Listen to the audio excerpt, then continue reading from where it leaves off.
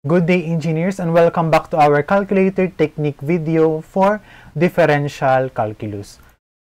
In this topic, we will discuss the maxima and minima. Okay, maxima and minima. First, define the maxima. A point on a graph where the function reaches its highest value. Highest value.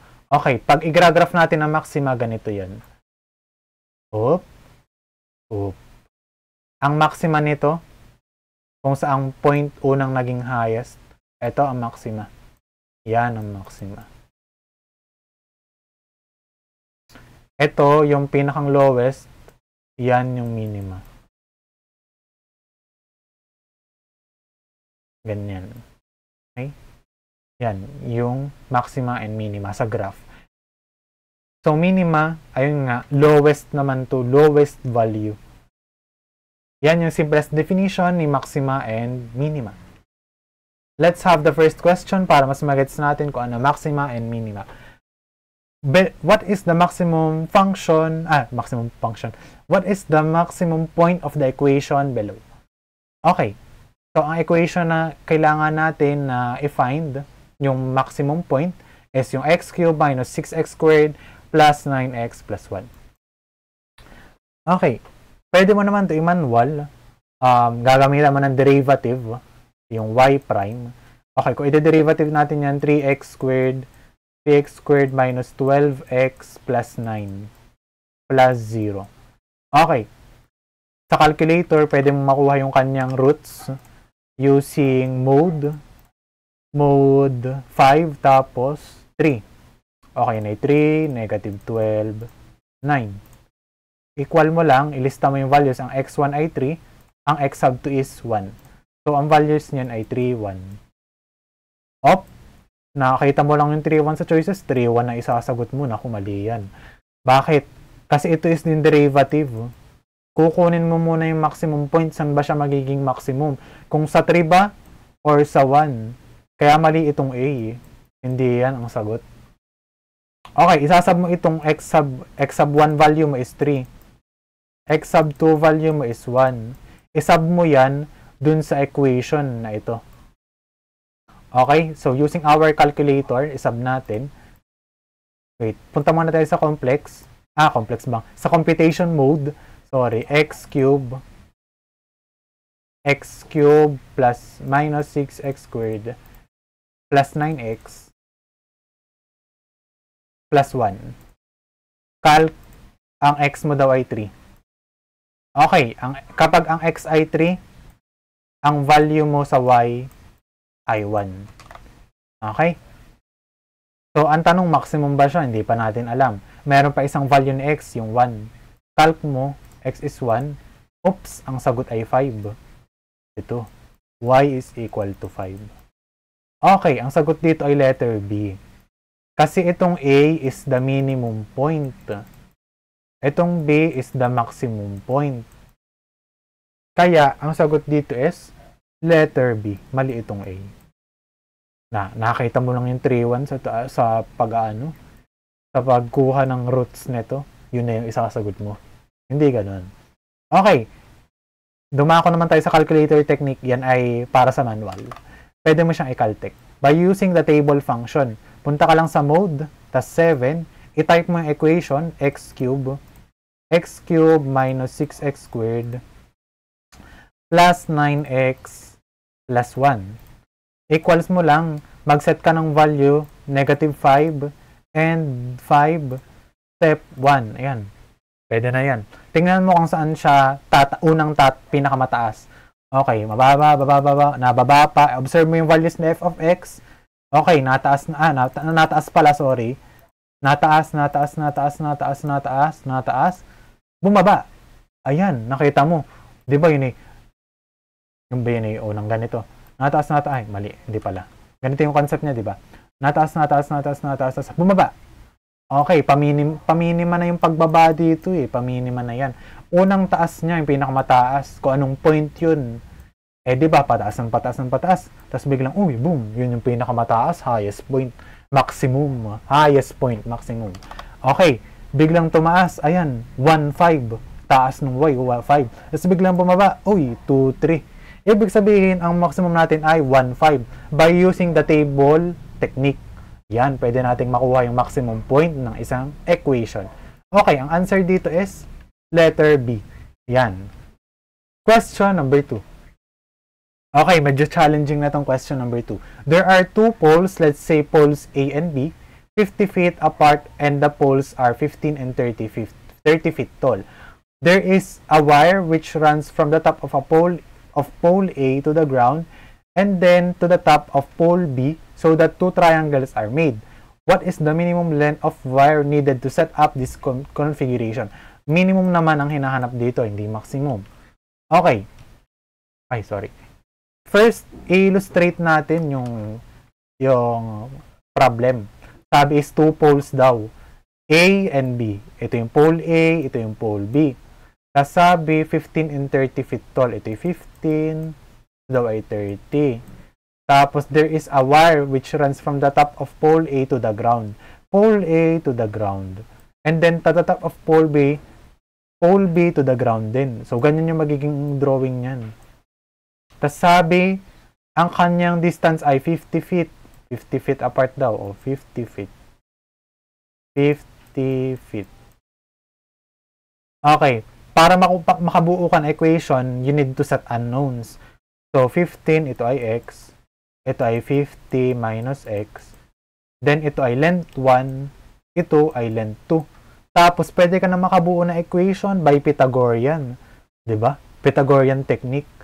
C squared equals A squared plus B squared. Yan. Pwede mo siyang gamitin dito para makuha mo L1 and L2. Kasi yung tinatanong ay minimum length of the wire. Ano daw yung minimum length ng wire nito at wire nito? Ano yung magiging total minimum length? So, ang hinahanap dyan, ayusin ko nga. Wait lang. Meron tayong new slide. Dito tayo magpipinta. Ayusin natin. Okay, sabi is 15. 15, length. Tapos ito. Length, ito, pasensya na sa drawing, hindi maganda. Basta magets nyo lang, mahalaga yun. 30, L2, L1, sorry. Ito ay 50. Ito ay x. Ito ay 50 minus x. So, by Pythagorean, kunin mo yung L1. Ang L1 ay equal sa L1 squared, sorry, is equals to x squared plus 15 squared. Okay, simplifying, magiging L1 is equals to square root ng x squared plus 15 squared. Medyo may manual dito ng konti, kaya kailangan mo alamin yung Pythagorean theorem. Mahalaga po yan. Okay, for the L2 naman, is squared. 50 minus x. Squared mo to, plus 30 is squared. Then, simplifying, magiging L2 is equals to square root ng 50 minus x, quantity yan, naka-squared, plus 30 is squared. Okay, square root hanggang dyan. Okay, ang LT ay L1 plus L2. Ano yung magiging LT natin? E di, pag-plusin mo lang, e di magiging x squared plus 15 is squared plus ang L2 ay 50 minus x is squared plus 30 is squared. Ayan, naka-square root ha. Okay, since yan yung LT, pwede na tayong mag-calcu. I-enter muna natin sa calcu. So, mode, sa comp tayo, naka-radians ulit dahil tayo ay kumukuha ng value ng minimum. X squared plus 15 squared plus, ano nga, sabi is 50 minus x, quantity 50, minus x is squared plus 30 is squared.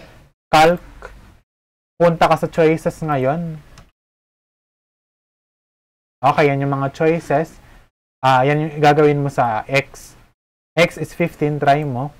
Okay, pag 15, ito ay 67.31. Ilista mo. Kung alin yung pinakamababa ang value dyan, yun yung minimum natin. Calc 16 Ang 16 ay 67.27. 67.27.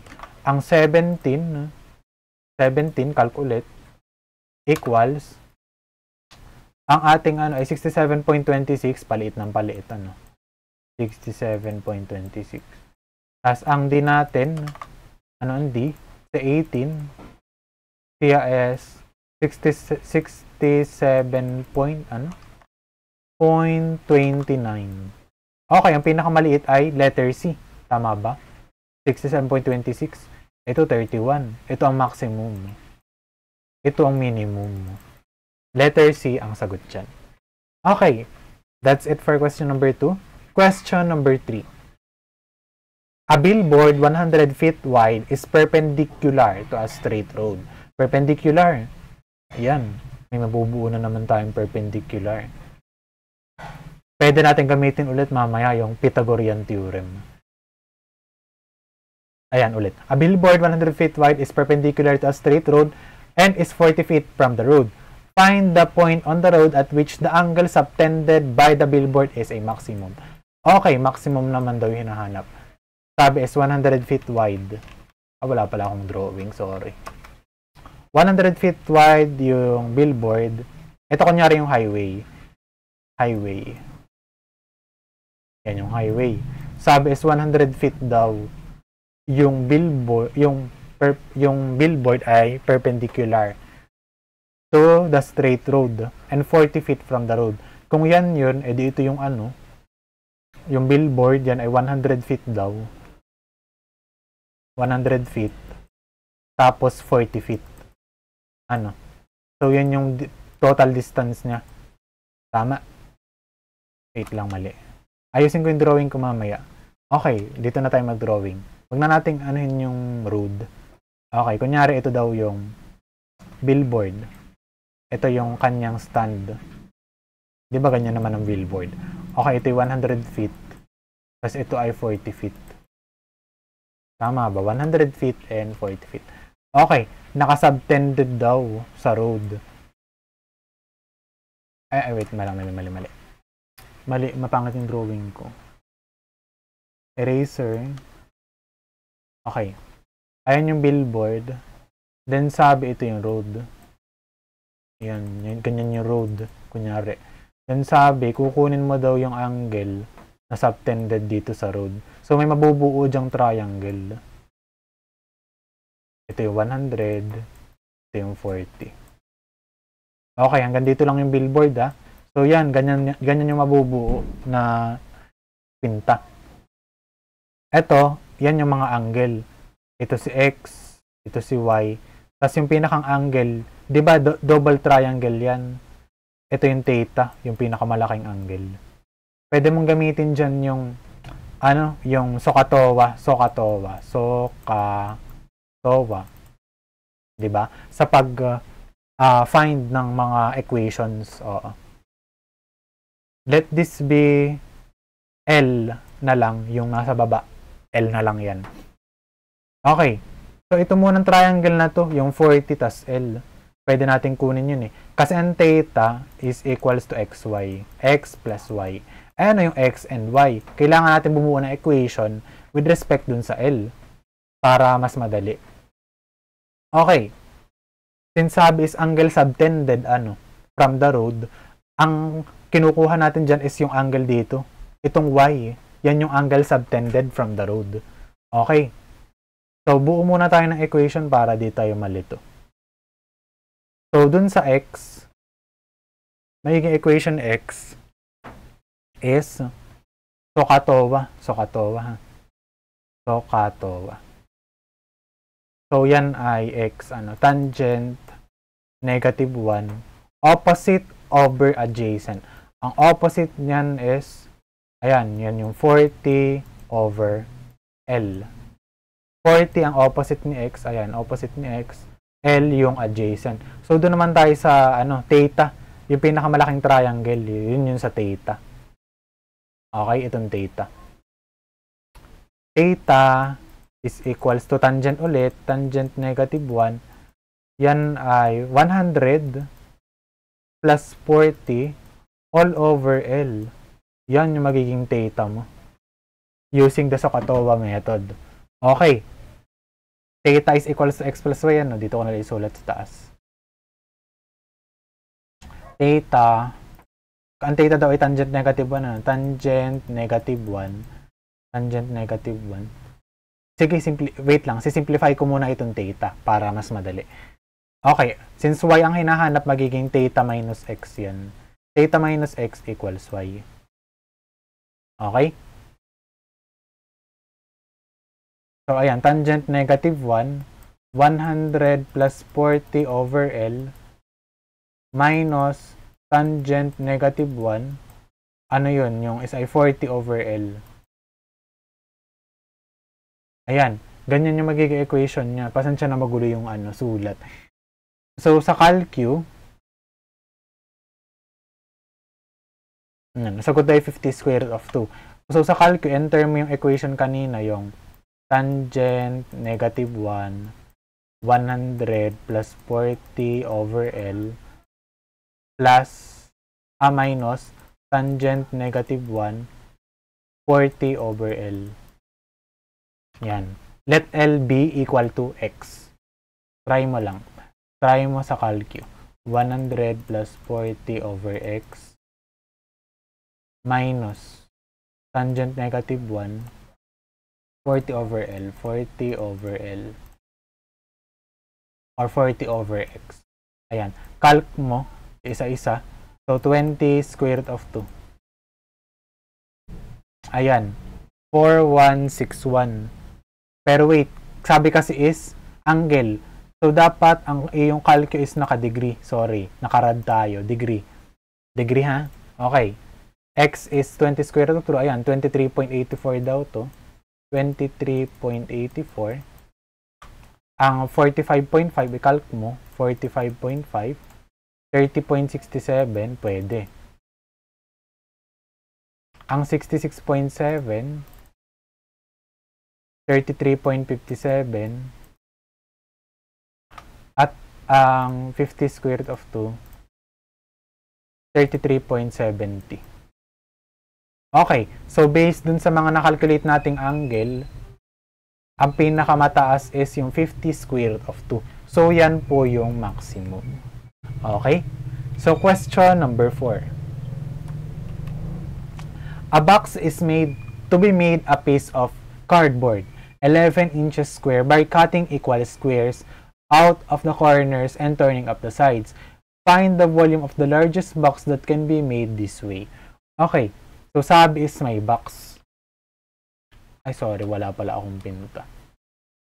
Sabi is piece of cardboard, muna bago gawing box. Sabi daw is ito ay 11 inches. So, di ba ang area ng box ay s squared? Tama. So, ibig sabihin, equal lang lahat yan sa 11. Ito yung 11, ito yung 11, ito yung 11, ito yung 11. Pero, sabi ay magkakat daw sa bawat sides. Ayan yung bawat sides.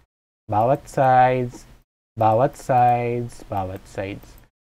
So, magiging unknown na yung equation, Magiging ito yung magkakaroon ng x, x, x, x, x, x, x, x. Ayan.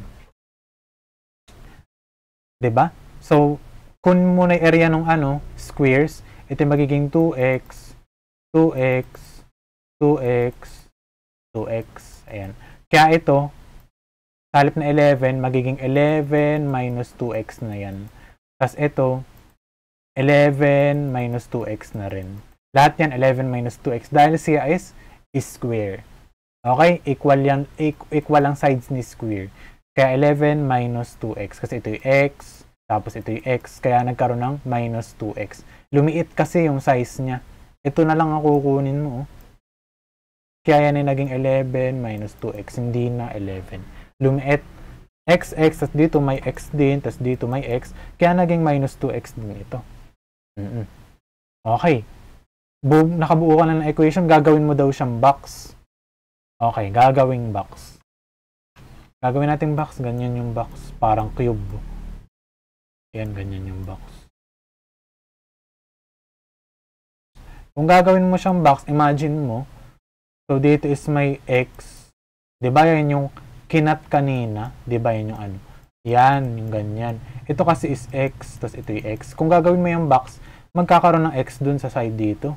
Tapos ito magiging 11 minus 2x. Then ito, 11 minus 2x na rin. Yan. Sorry na pataas yung box. Dapat ganyan lang pala. Sorry. Ganito lang yung box. Ganito lang. Yan. So ito is x. Ito ay 11 minus 2x. Ito ay 11 minus 2x. Mali itong drawing na ito. Cube kasi yan eh. Masyado mataas pati. Okay? So mas realistic itong drawing na to. Oops. Yan. Okay? So since volume daw ang hinahanap, ang volume ng box is s cube. Times mo yan lahat. Volume is equals to x times 11 minus 2x tapos times 11 minus 2x din. You can derivative this or you can simplify this dv over dx. Makukuha mo yung maximum niya. Kaso, medyo matrabaho. So, in this case, you can use the calculator. Again, punta ka sa mode, tapos table. Enter mo na equation na x, 11 minus 2x, tapos 11 minus 2x. Then, press equal. Ayan. Start mo, sa 0 ka magsimula. End mo sa 5. Then, step. Ayan, dito. Iba ng step natin ha. 5 minus 0, i-divide mo ng 25. Para mas malaman mo kung saan talaga siya nag-maximum. Okay. Ayan. Wait lang. Tingnan natin sa choices kung alin yung pinaka-maximum. Okay, pataas, pataas, pataas, pataas, pataas, pataas, pataas, pataas, pataas. Oops, bumaba. Naging 98 na lang. So, ang sagot is 98.568. Yun yung pinakang mataas na point sa kanyang f of x or yung y. Kung yun yung pinakamataas na point, then ang sagot dito is letter C, 99. Okay? Question number 5. A right circular cylinder and a radius a right circular cylinder of radius r and height h is inscribed in a right circular cone of radius 6 meter and 12 meter. Determine the maximum volume of the cylinder. Okay, sabi is inscribe. Ano ibig sabihin pag inscribe? Nasa loob daw siya ng right circular cone. So, bale magiging ganito yung drawing niya. Ito yung cone. Wait, may drawing ba? Ayan, may drawing pala ako, sorry. Ayan yung cone. Nasa loob daw yung cylinder. Okay. So, ang height niya is 12. Ito yung h. H equals 12. And then, ang kanyang radius ng cone, radius ng cone ay 6. Yan. Kaya yan ay 6 tsaka 12. Okay. Since ang kailangan natin kunin ay cylinder, so unknown yung kanyang height dyan, tsaka yung radius niya. So para makuha natin yun, we can use the by ratio and proportion ng dalawang May babubuo kasi dyan na dalawang cone. Isang cone dito, tapos isang cone na malaki. Yan, ratio and proportion method. Ratio and proportion. Okay, paano ang ratio and proportion natin? DNA R over 12 minus H equals, ang radius niyan ay 6 over 12. Okay, ipag-times mo. Actually, 6 over 12, 1/2 na yan. Wait lang, i-simplify muna natin. 12 minus H equals 1/2. Okay, magiging 2R equals 12 minus H. Yan. Tapos, H, mali. Tama pala. Ang R magiging 12 minus H over 2, tas ang H magiging 12 minus 2R. Okay. Ano ba ang volume ng cylinder? Ang volume ng cylinder ay pi r squared height. So, kailangan kasi natin tawag dito. Kailangan natin isang variable lang. Kung sa R lang, kung sa H lang. So, you can use any of the two kung anong gusto mo. Kasi ang tinatanong naman dito is volume of the maximum cylinder. Pwedeng ito, pwedeng ito. In this case, gagamitin ko ay yung may H. So, magiging 12 bagang. Sorry. Pi pala muna. Pi r squared. Sige, dito na lang sa kabila. Diba? V is equals to pi r squared. H. Ang H ay 12 minus 2r. Tama ba? 12 minus 2r. Okay. So, magiging pi r squared 12 minus 2r. Yan, pwede mo na itong i-calcu. Lalabas na ang sagot. Okay, table din tayo. Press AC. So, pi x squared. Hindi yung gagana. Pi times x squared. Tapos, 12 minus 2r. 2x. Sorry. Equal 0, 5. Tas ito ay 5 minus 0 divide 25. Tas check mo kung saan siya nag-maximum. Okay, pataas, pataas, pataas, pataas, pataas, pataas, pataas, pataas, pataas, pataas, pataas. Oh, bumaba. Ang sagot ay 201.06. Tama ba yun? Okay, nasa choices, letter D. 201.06. Kasi dito yung pinakamataas na point. Tuturo ko sa inyo yung shortcut. Tuturo ko muna sa inyo yung shortcut kung paano makukuha yung maximum volume ng cylinder. Ang maximum volume ng cylinder, merong formula dyan na 4/9 volume ng cone. Okay, ano ba ang volume ng cone? Recall, volume ng cone ay 1/3 pi r squared height. Okay, pwede mo na i-substitute kasi may given na radius at given na height na 12. Pag sinubstitute mo yan dyan, magiging sagot ay 201.06 cubic meters din. Tingnan nyo ha. Okay, 4/9 1/3 pi r squared height. So, gawin na lang natin sa calculator, by calculator. Punta ka muna sa mode computation. So, 4/9 times 1/3 pi r squared. Pi x squared height. Ang height ay y. Calc, ang radius ay 6. Ang height ay 12. Tama ba? 12. 12. Okay, 64 pi or 201.06. Okay, you can either use the calculator technique na binigay ko or you may use this formula. Volume ng cylinder is equals to 4/9 volume ng cone. So, ibig sabihin, ang percentage ni volume ng cylinder sa maximum is 33.33%. If hindi ako nagkakamali ha, 4/9. Ay, 44 pala, sorry. 44.44%. Yan.